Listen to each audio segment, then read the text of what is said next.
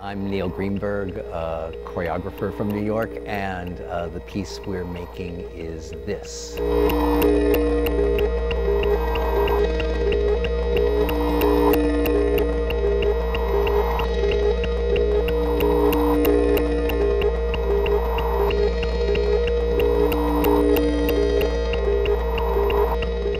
Sometimes people talk about my work as searching for meaning, or I have in the things I've written about it. I call it sometimes concerned with the issue of meaning making. How is meaning made? And so I've been looking more at relationship in this piece and what relationship actually is there, embodied in the materials, not acted out, and not other than what's on stage. It's not summoning a different relationship than is happening right here, but that this actually is a relationship to experience. So it's pushed me a little more in that direction, to exposing some of the seams of relationship. In the process, there is an aboutness that frames the work. And actually a way that I've looked at this is through a film term from Hitchcock, this thing he called the MacGuffin. The MacGuffin in the film, the red herring, the thing that gets the action going, but about which the audience need understand very little. So sometimes the about is sort of the thing that gets it going on stage so that the viewer has something to feel comfortable with watching. So how are we working with sound in this piece?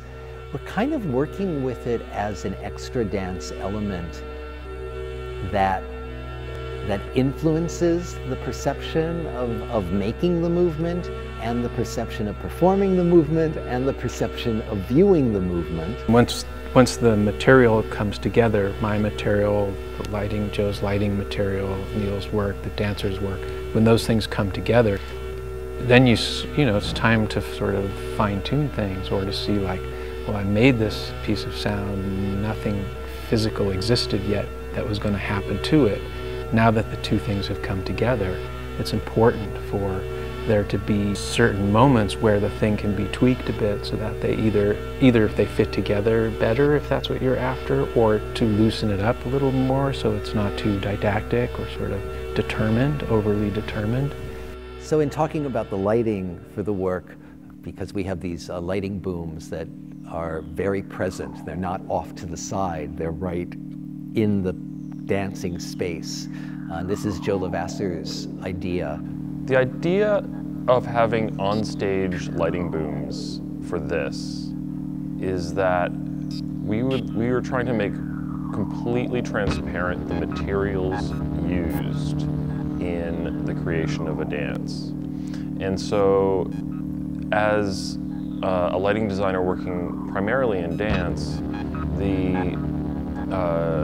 one of the tools we have at our disposal is side light, and normally those would be far off stage. In this case, we decided to bring those booms, bring these lighting instruments actually on stage, and to give a sense of presence to the lighting, trying to show the exact